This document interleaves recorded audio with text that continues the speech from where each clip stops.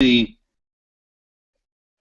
this is like a low bar, but they were probably putting out some of the best stuff with all like the Stan Lee, Jack Kirby, and Steve Ditko crazy ass monster stories that. Oh yeah, they were just churning that stuff out like it was no tomorrow. Tales of Suspense and Tales to Astonish and that kind of thing. Just the crazy monster stories that were coming out in the late 50s from them before they started, the superheroes up. Mm-hmm. That had to have been, comparative to, that Oklahoma Kid book there, and that's what you get for your birthday, Oklahoma Kid. Yeah. I probably have my finger over the mic. You can send that to Uncle Scrooge along with the birthday. You got it. Yes, you're absolutely right about Stan Lee. I just imagine him sitting in that one-room office at Marvel, just pounding away at the keyboard. Just, he's got his formula, and he's just churning the stuff out and just seeing what sticks, which is exactly was the birthing process of the Marvel age. If you think about it, I mean, Spider-Man was just a throwaway idea. Let's try it. The book's being canceled. I don't care. Try it and see what happens. Oh yeah.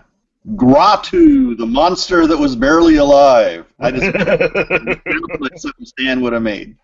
Yeah, just look at the cover of. Oh, hold on, I have one right in front of me, I believe. Well, I'm gonna look for one. It's hard to see with the Walmart sticker, but yeah, Fantastic Four #1. There's a big, ugly monster right on the cover there. Stan loved his monsters, and loved to give them the most insane names that you can think of. Why am I trying to peel this Walmart sticker off now? It's beyond me. So, yeah. Monsters sell. Here you go. Oh, man, that thing scared me as a kid. This is 6 issues before Spider-Man. Wow. Amazing Adult Fantasy #9. This is The Terror of Tim-Boo Ba. Ever since the dawn of time, nothing can match The Terror of Tim-Boo Ba. And then I love the tagline at the bottom. Can you read that? Yes. Respect for intelligence. Yes. Oh, really? I can imagine what you would have called Tim-Boo Ba had you not respected my intelligence. Now, I know great writers like Bendis have a propensity to pull out these characters and bring them back every now and then. Has Tim-Boo Ba ever seen the light of day since then? I'm guessing they did a monster series a couple of years ago, and Eric Powell worked on it. Oh, okay. Might have shown up in that. I mean, they had Googum, Son of Goom, and lots of crazy monsters from those days show up in there. And of course, the most famous of all those monsters is going to be coming out in the silver screen in a few months. Huh? Fing Fang Foom? No. Groot. Really? He's going to be in Guardians of the Galaxy, man. Oh, that's right. That's right. There's a new golden age of Groot. Oh, boy. This Marvel Cosmic got brought back by Abnett and Lanning, 5 years or so ago. He's been in the Guardians of the Galaxy. He first came out in, I think, Tales of Suspense #13, I think it was. Wow. It's just not my Guardians, though. Well, it's not Vance Astro and exactly and Charlie 27 and Martin X and I think that's it. Those 4 guys are the original ones, right? And then they added in Mickey and Starhawk later on. Yeah, I wasn't a big fan of Starhawk, but when I went back to reread the earlier stuff, because I didn't realize that the strip originally came out in '68. I mean, I was like, wow. An issue of Marvel Superheroes. Yes, drawn by Gentleman Gene Colan. It was beautiful. But I digress. We were talking about Stan Lee, and Stan Lee just happens to be one of my favorite writers. Boy, I'm sorry, I'm just... We had I started out with a list of 10, and then it just kind of ballooned. So I'm just going to kind of stick to a bunch of guys that I enjoy. And the reason I picked these guys is the same reason I picked the artist. It's not for a particular run, or else Frank Miller would have been on this list, because I loved his run on Daredevil back in the late 70s, early 80s. Problem is, I didn't really like anything after that. So when I look at a body of work, like, one of the top guys on my list is Doug Moench. Anything he writes, I will go to, without exception. I'm the same way with Don McGregor. He's another one of my favorite writers. But our lists are going to not have that many intersections. Listen, I think the great equalizer for us, but I came up with so many names, and I was throwing out names, and then when I got down to it, the standards and the criteria that I was applying to writers was very different, I found myself coming up with, than when I was doing the artist, because when I got right down to it, since a writer's job is being creative, I really waited if somebody created something new as opposed to just writing really good stuff on characters that somebody else created. Well, I never So, saw that. you know, Stan created or co-created, right, most of the Marvel heroes, so that's fine, right? Mm-hmm. You can even take someone like Marv Wolfman, right? Mm-hmm. Didn't create Dracula, but I would say that, you know, what he did with the Tomb of Dracula was different. But, you know, then when I look at Marv Wolfman over at the New Teen Titans, you know, created a lot of those characters for DC from scratch. Right. And thing with, you know, Vigilante and Night Force. I mean, just he had a body of work on stuff that he created, and that was kind of where I looked at writers and said, okay, this guy has a huge body of work that I loved, but also, how do I, because I had so many names and I wanted to get it down to 10, then I kind of went, well, is something that this guy did, you know, did they contribute something new and unique to the comic book genre?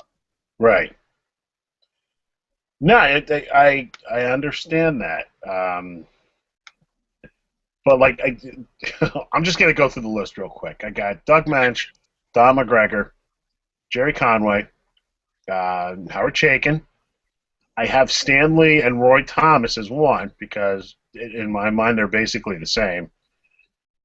Denny O'Neil, Steve Englehart, Chris Claremont, Marv Wolfman, Terry Moore. See, that's the one that throws everybody. Jeffrey Brown, Adrian Tomine, Len Wein, and Walt Simonson. So I love writers on that list. I think we need to do one that's got writer-artist, because, you know, a lot of the artists on my artist list, you know, like, for instance, Adrian Tomine. I love Adrian Tomine, but I don't think he has a sufficiently large body of work to make my top 10 of all. You know, he's got Optic Nerve, and he's got, you know, like that wedding thing that he did, and he's done a lot of the New Yorker stuff, which is, you know, he's done really great stuff, and I'll buy anything he does, but, you know, size of the body of work. Now, the one that you named there that's really good, Terry Moore, right? He's got a huge body of work. He's someone I overlooked, but I think he'd be a great candidate for a list of writer artists, guys who do the whole thing from soup to nuts. Right. I'd put on that same category people like Sergio Eric. Well, not even Sergio, because he doesn't necessarily write everything, although he comes up with a lot of it. But Stan Sakai, who does Usagi Yojimbo and things like that. But very, very good list. I had Denny O'Neil on my list. He didn't. He got and Jerry Conway and a lot of guys. They just got kind of pushed out of the top 10 when I started looking at it and saying, well, what new and what contributions did this person do, and then plus what was the body of work for him. Right. Well, the other thing, and this is, it's kind of a cheat, but a lot of the guys on the list are guys that I've actually talked to, that I know on some level, that I've interacted with, which is kind of unfortunate because I think it puts a certain bias to it.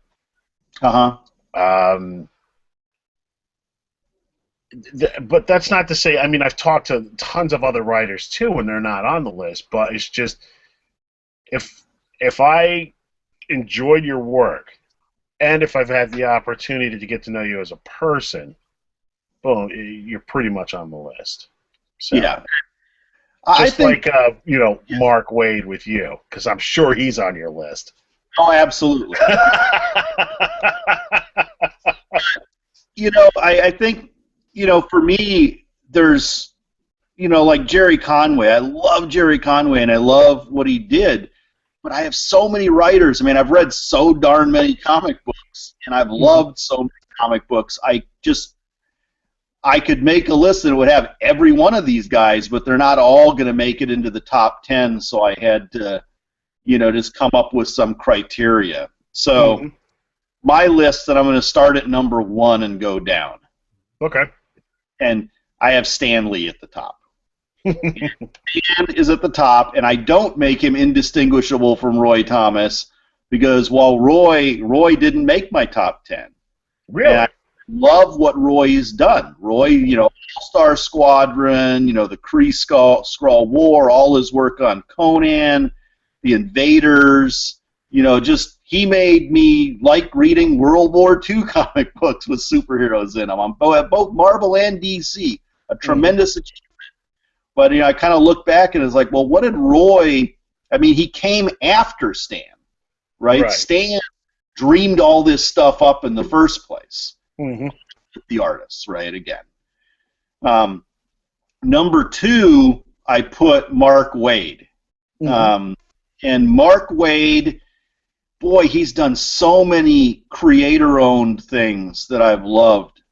That are small end stuff, but like Ruse and Potter's Field and Irredeemable and just so many things that he's done over the years that is his own, plus Kingdom Come, which is right up there with one of my favorite graphic novels of all time.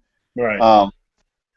He did one of my favorite JLA runs, Flash, Fantastic Four, Daredevil, Captain America, Amazing Spider-Man. He has written key runs on all of these books, but then, he also has created a lot of things on his own as well. And then at number 3, and I debated long and hard on this one because, boy, his contribution to comics is relatively small, but it's so impactful for me, and that's Neil Gaiman. Oh, how did I forget him? Sandman, right? Yeah. Sandman has had such a tremendous impact on things, and he almost defines another category for me, which is writers that have as much of a fan following from me, from their, or more so almost, on their prose novels than from their comics work. And I've read page or word count wise, way more Neil Gaiman on just his prose work than I ever did of his comics work, which is fairly limited. I mean, he did some Miracle Man stuff after Alan Moore. He's done Sandman. He's done 1602, which was fairly forgettable, I thought. He did like the Eternals. None of that stuff was, rocked my world. But I mean, just Sandman and the Endless and that whole concept, that whole thing that he created is so phenomenal, and it's such a big deal, I think, to have created that. Next would come, who's at the top of, I'm sure, a lot of people's lists, is Alan Moore. Wow. He is a crazy SOB now. He's just like this old man yelling, "Get off my lawn" to everybody. It's undeniable, what he did. And I mean, I'll take away his kind of derivative works like Watchmen, which is, a lot of blasphemy derivative. Oh, I mean, it was the Charlton characters, right? Right. They're all based on Charlton characters. What he did with them was very unique, and he actually had to create his own characters, because Marvel didn't want him doing that with the Charlton character. I mean, DC. Mm-hmm. I'm sure Marvel would have rather not had him write that either, but how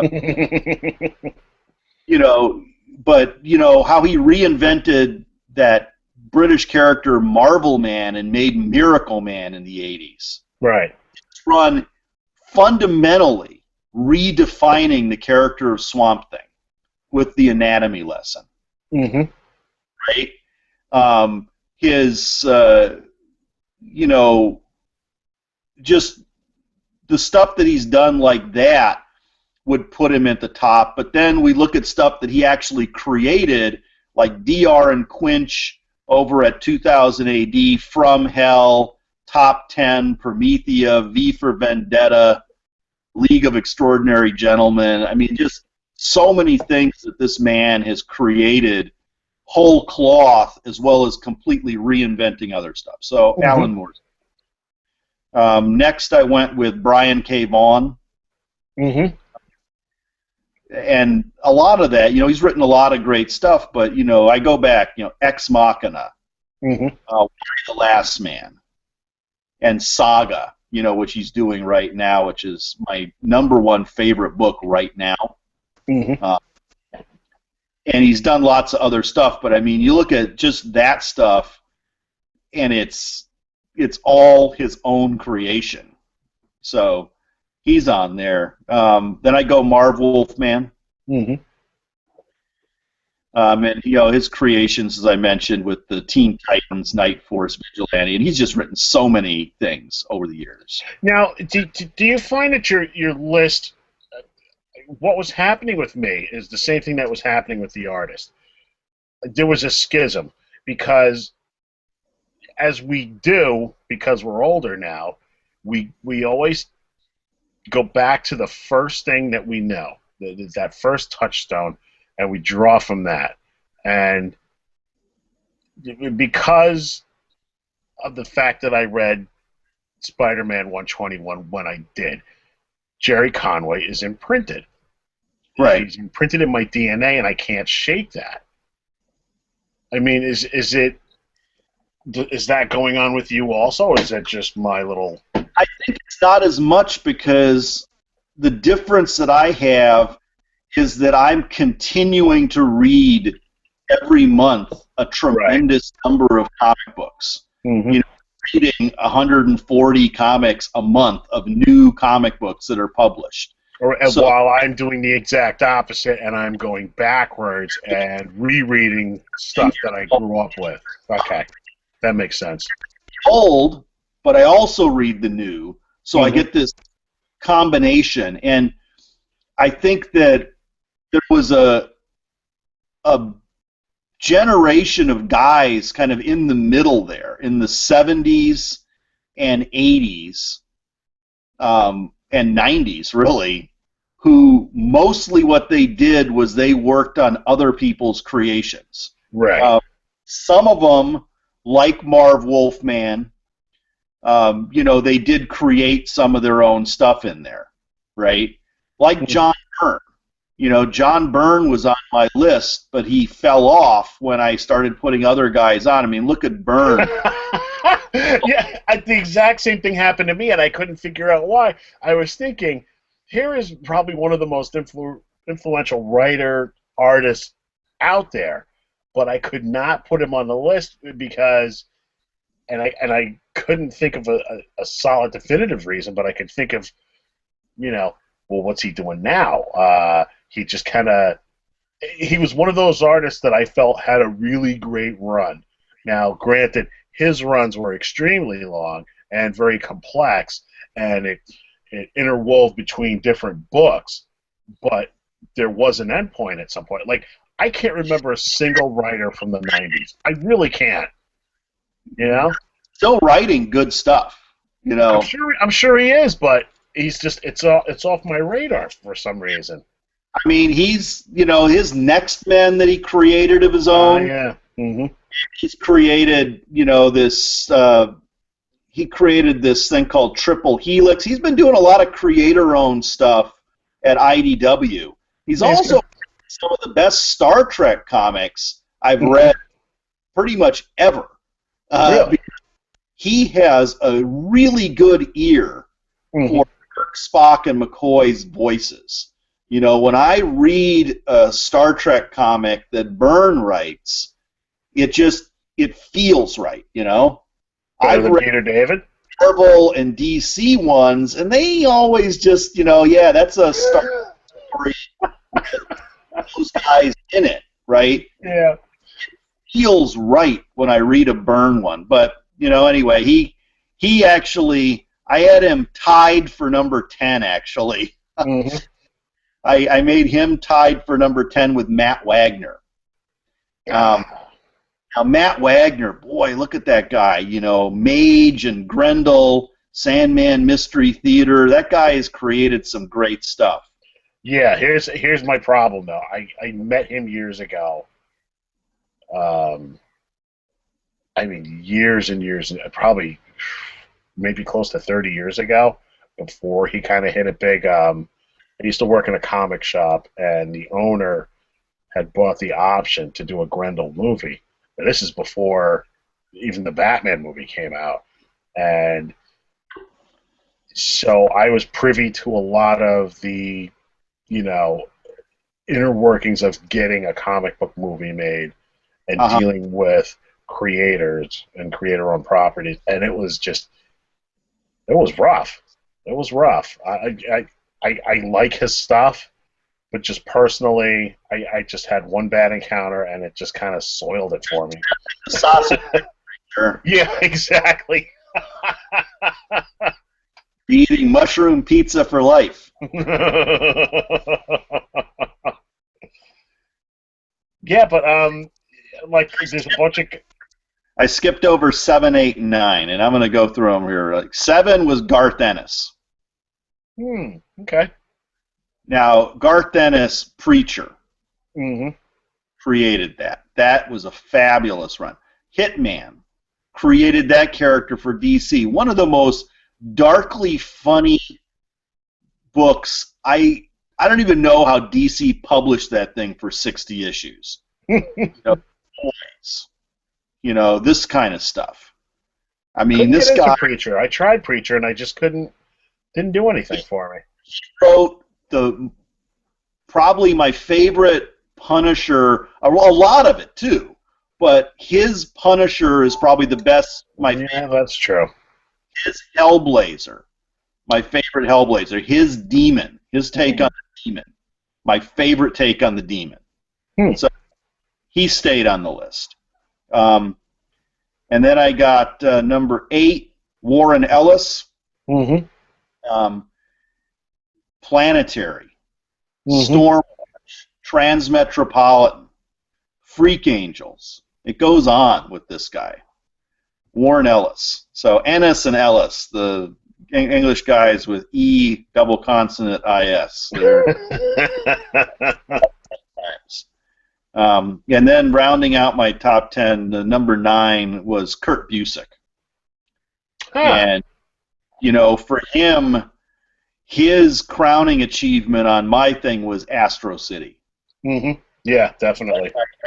Favorite things. And he's got a run coming out right now at Vertigo of Astro City, one of the consistently best-written comic series that's coming out.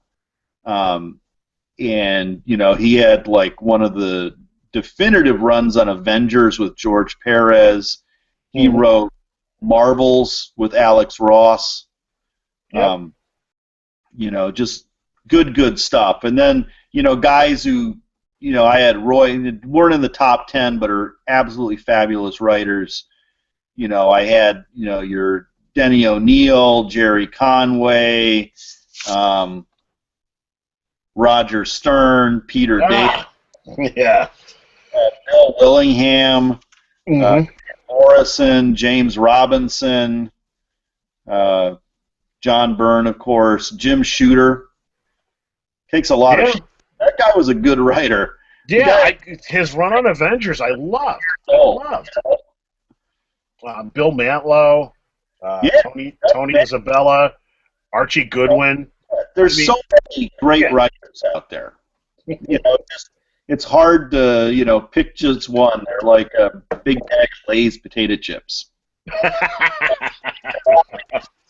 Comics, and, you know, when the magic happens when you get these fabulous writers paired up with those artists that are on the list, right?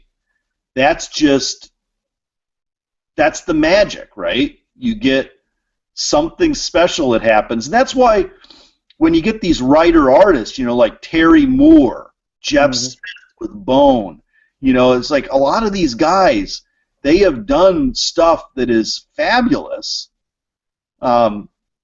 Even Bill Willingham, you know, who's created Fate, right? And started out with, you know, like Elementals, that he you know, was an artist back in the day, you know? Guy can draw. He drew a sketch for me one time. I was talking to him at a con, and he's, "Oh, you want me to draw you something?" "Sure, Bill, draw Zatanna." And he's like, we're talking. Yeah, I think, you know what? Let's do that next week. Let's do writer artist, because when I think of like Byrne, I love Byrne when he's drawing something that he's written. That run on Fantastic Four was like perfection. Classic. You know, to me, better than the Kirby Lee Fantastic Four. Oh my God! I can't believe you just said that. It is.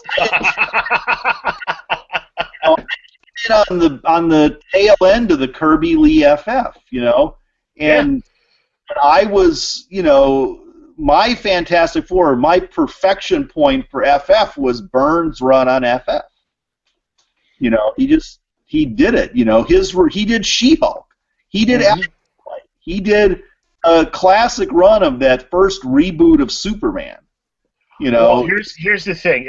He was at a point in his career where he could pretty much do what he wanted. He was given a lot of autonomy, which was pretty much unheard of at the time, and he ran with it, and he did some really interesting. Remember that issue of the FF that was Sideways? Remember that? I mean, just little things like that, just totally memorable. That you remember the issue where he had the Guardian from the Imperial Guard? Yes.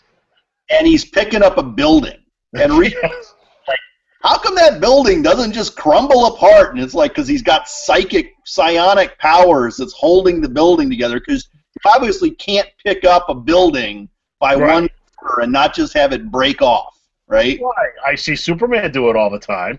Right.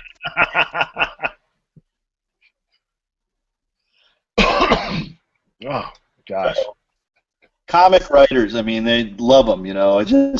And there's guys now that are doing stuff that is fabulous that, you know, like also that should be on my list. Ed Brubaker. You know, I didn't think of him until I came out of the Captain America movie, which I won't talk about because you haven't seen it yet.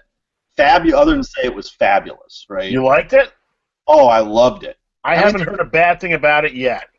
Little, if I wanted to nitpick at it, anything, right? That's the people who like to nitpick, right? I just look at the movie and say I love it. There were a couple of things about it that I would nitpick if I was of a mind to, but I just like, whatever. Mm-hmm. It was overall fabulous.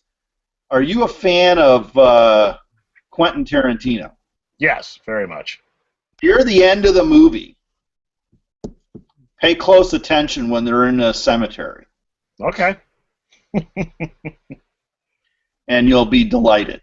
I laughed out. I'm really looking forward to it only because it's Captain America, who is like in my my top 5, and it's weird. It's pulling from so much source material that seemed real because people forget that he was an Avenger, but he was with SHIELD most of the time. And I remember the SHIELD stories, and I remember him on the motorcycle, and when he first met Falcon, and just all of that great backstory. So in this movie. Yeah. The actor and the costume and just everything. I mean, Falcon, fabulous. And I'll tell you, and this isn't a spoiler, it's just keep your eye out for it. Batroc is in the movie, right? Oh, yeah. I can't. When you look at Batroc, the guy's wearing, like army man pants and boots and all this kind of stuff. Uh-huh. And, tactical vest. Right. Under the tactical vest, he's got a purple shirt with yellow stripe on it. Get out of here. That's awesome. You not. And it's just nobody but a hardcore fan would notice that detail. Uh-huh. Nobody but a hardcore fan would put that detail in the movie for me to notice. It wasn't accidental. You don't just find purple shirts with a couple of vertical yellow stripes on them. You have to go out your way to make that shirt, right? So, this is something that little touches like that throughout the movie. There is one little nitpick that I'm going to ask, and I don't care if it's a spoiler because it's not really going to change the tone of the movie. Did Falcon get his wings from a mythical African country? No. Damn it! I was kind of hoping he would. Playing that in, they're just military hardware. All right. Well, I guess that works without having to do a lot of exposition of where. It's just like, oh yeah, he used him when he was in the military. Let's go swipe him off this army base and get you back in the air. It worked. I mean, it was very good. The whole thing. 2 after-credit scenes. Oh wow, 2. And a lot of the movies lately have had the 2 scenes. So there's one just after the first part of the credits. That's very good. Fairly long too. And then one at the very, very tail end. That was, it was kind of like a deleted scene. It was okay, but nothing to write home about. Certainly not as good as the one at the tail end of Thor. Right. So is it setting it up for whatever they're setting it up for? The first one is got to be setting up Age of Ultron. Yeah, that would make sense. Huh. Yeah. See, I would have thought they would have gone with the Guardian somehow. Yeah, I think that the Guardians was getting set up by the Thor Dark World one. Okay, well, yeah, that makes sense because Collector is in Guardians. Right. Oh, that's right. Okay, yeah. The Collector Del Toro. Together. I mean, you got, a lot. Marvel, very cohesive on the ones that are coming out from Marvel Studios. Mm-hmm. Right. And they showed every preview that you could imagine that would tie in with, these kind of movies. So they showed the X-Men Days of Future Past one. They showed the Spider-Man one, even though they're different. One's Fox and one, Sony, doing them, and they don't tie totally in. They're not at all. Rather, they don't tie in this Marvel universe. But that Days of Future Past, my wife was confused by it, by the preview. I'm going to go a little PG-13. Every X-Men fanboy had to have a boner throughout that. I shit you not. This thing was, just all these little moments that they had in this preview. Wow. Now, this is not the preview that's been out on the internet, is it, or is it something different? I haven't really looked around on the internet at all the previews. Okay. I mean, seeing it on the big screen, it's it's different, right? Yeah. Watching it 5 inches wide on the internet. I mean, I liked First Class. I thought that was one of the better, well, if not the best X-Men movie that they've come up with. So it'll be interesting to see them pull it all together, and he's at the after credit scene in the last Wolverine movie. How come I don't remember what that was? Oh yeah. Now I remember it. Yeah. Okay. And yeah, at the airport. All right. Those credit scenes I love. Whoever came up with those in the first place. That's a. Before I forget, did Stan Lee make a cameo in Winter Soldier? Yep. Yes. Stamp of approval. So, no, very good movie. Very good movie. I'm glad I went and saw it. Janine liked it just as much as I did because it wasn't just straight fighting. The fighting that was in there made sense. Mm-hmm. She likes Chris Evans with his shirt off, which he does. Who doesn't?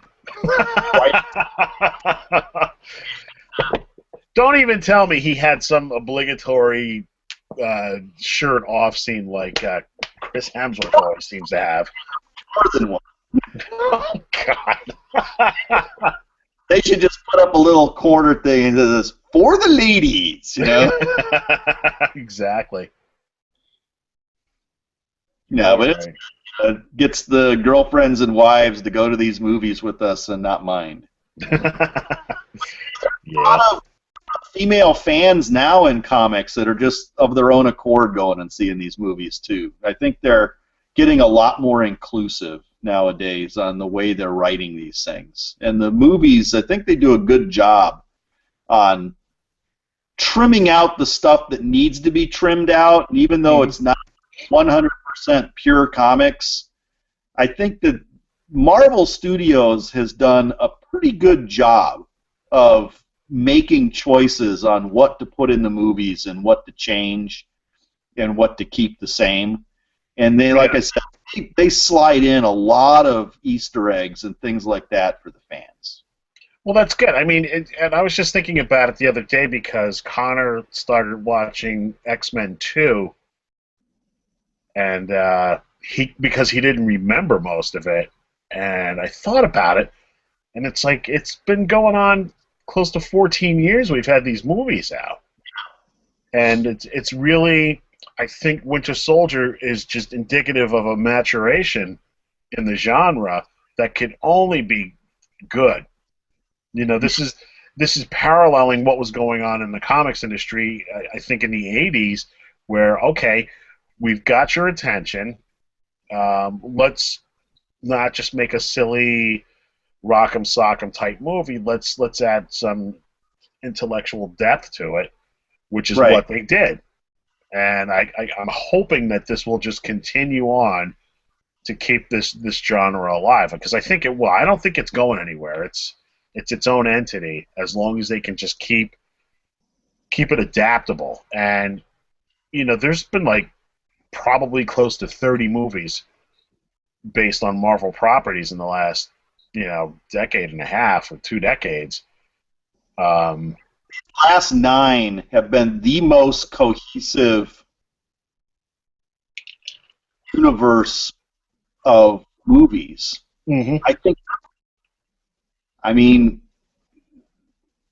they're probably. I mean, I guess James Bond, with 20 some odd films. But after Bond, I mean, having 9 movies that are all, and even the Bond movies didn't have that tight of a continuity. No, not at all. Not at all.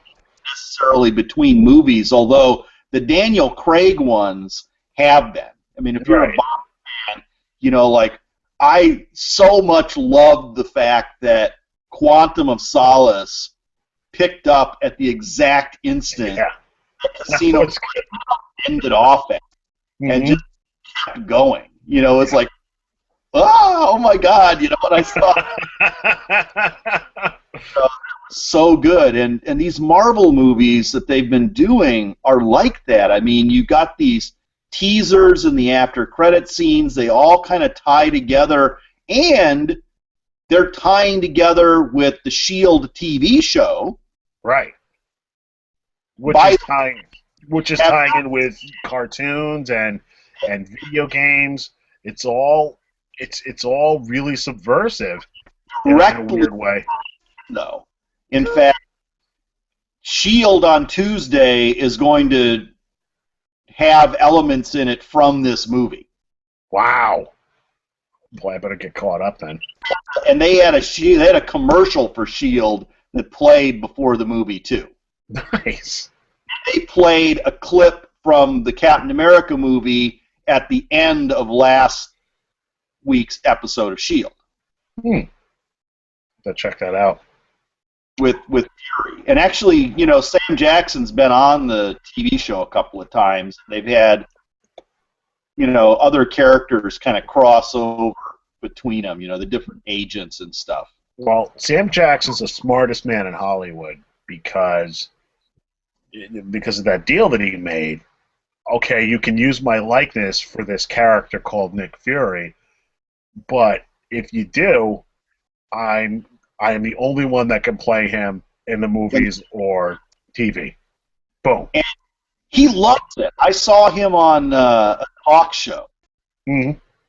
I think maybe he was on the Daily Show or something. And he is just a fan. Yeah. He's read the comics, and he just loves them. And he was saying, I was, having such a fun time playing Nick Fury, and he loves doing it. And I love seeing that, when these actors are just, they love what they're doing, and you can tell that they also have read and love the source material. It's different when you get the guy who's never read a comic book in his life, and you can tell he... You can tell in the performance, too, But, it's like when you get some of these guys like Bryan Singer and Joss Whedon and some of these other directors to do these movies, and they actually care about and love the source material. It brings what's right and fun about the comics to a much wider audience through these films. Right. I mean, face it, more people are going to see this Captain America movie than, probably the aggregate of everybody that sees any Marvel comic this year. Or for the last 5 years. No, I think you're right.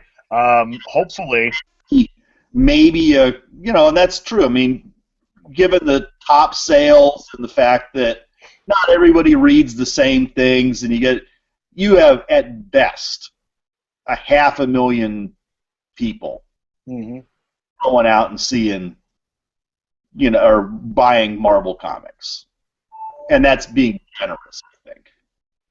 Buying some Marvel comic, and by the time this thing finishes making money worldwide, you're going to have easily 10 to 20 million people having seen this movie. Yeah, I'm going to look that up later because I've always been interested in the statistics of big movies like this, and how many tickets sold and how many theaters it'll open in. But It should be interesting. I think it'll be the biggest one of the summer. I think it'll blow away X-Men and Spider-Man. Yeah, I mean, when they make a $500 million or something, I mean, that's a lot of tickets sold, and that's not, you don't have that many people seeing it 3 times, seats seeing this movie. A lot, it's just, that's the thing. And they're going to be Marvel's going to be doing some, which might get me buying Netflix, finally, is they're going to be doing some series on Netflix. I think they're doing Alias. They're doing what else? I mean, there was a whole. It was Daredevil, Power Man, Iron Fist. Power Man, Iron Fist. Yeah, you gotta see that. It'll be right in my stomping grounds there in New York City. It should be interesting. I'd like to see their take on Daredevil.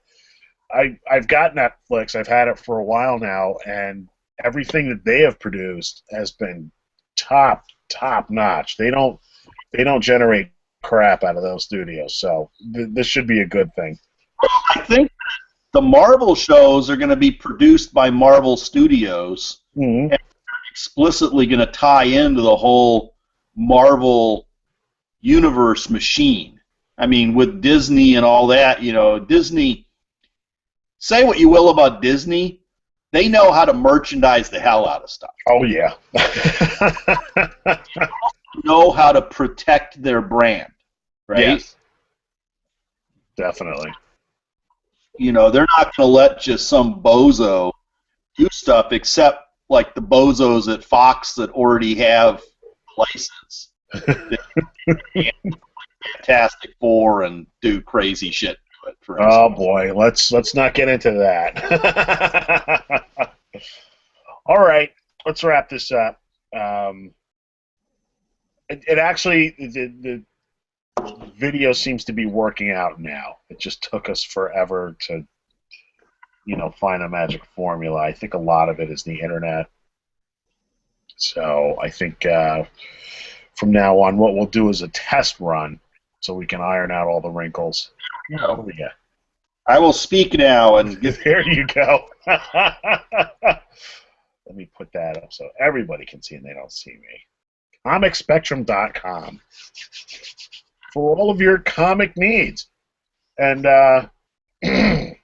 put up a good, what I think is a good blog entry this week on, I put up ones, I've only been doing it for 2 months now, but it's called Flying Below the Radar. And as I'm reading through the previews catalog, stuff from the back half of previews, or not necessarily the back half, but basically non-Marvel and DC that I think is interesting and maybe worth attention, and kind of the stuff that if you don't ask your comic shop to order some copies of it, and you don't have like one of the big comic shops, like like Midtown Comics in New York, they're going to pretty much every comic that comes out, right? Model Comics in Denver, there are certain big shops, and here in LA, Golden Apple or something. I mean, and other, there are a handful, but I would say maybe only 10 to 20% of the comic shops out there carry a wide selection of comics, and most of the other ones carry Marvel and DC, and at that, and they'll carry big popular books from other publishers. Like they're going to have Walking Dead because it's like the only book that's not Marvel and DC in the top 10 right now, right? And but there's lots of good stuff out there that it's just flying below the radar, and if you don't ask your shop about it, you will probably never even see a copy of it on the rack at your shop if you don't shop at one of these big comic shops. So, go out and look at the Bob's blog section on the website, and I put up some stuff recently about chase covers too. I don't think I mentioned it. That was about a week or so ago, but you know the difference between a chase cover and a variant cover? No. So basically, a variant is anytime there's different covers, but chase covers are when the comic shop has to order like 25 copies of a book, and then they can get one of this 1 in 25 variant, or they've got a 1 in 50 variant, or Marvel does this thing where it's, if you order 120% of the quantity that you ordered on this other issue over here, you can order as many copies of this variant cover as you want. But a lot of comic shops will look at it and say, well, if I order that many copies of Inhuman #1, I'm going to have them sitting on my rack and I'm not going to sell them. So no thanks. I'm just not going to get this variant, this chase cover. Right. And most shops sell them for big bucks. I think they're actually damaging to the industry, but I talk about that. I'll have to bring that up at some other time. Sounds good. Put some topics on there that I think are of general interest. Cool. And that's at comicspectrum.com. Go there. Go there. Everybody go there. Right now. No, not right now. After we sign off. Everybody go there. comicspectrum.com. comicspectrum.com. All right, buddy. Time for me to hit the hay, because right, it's late for you. 11:30. Time for me to go eat dinner. Yeah, go have your dinner, and I will talk to you a little bit later. Okay. Say goodbye to everybody. Goodbye, everybody. Bye.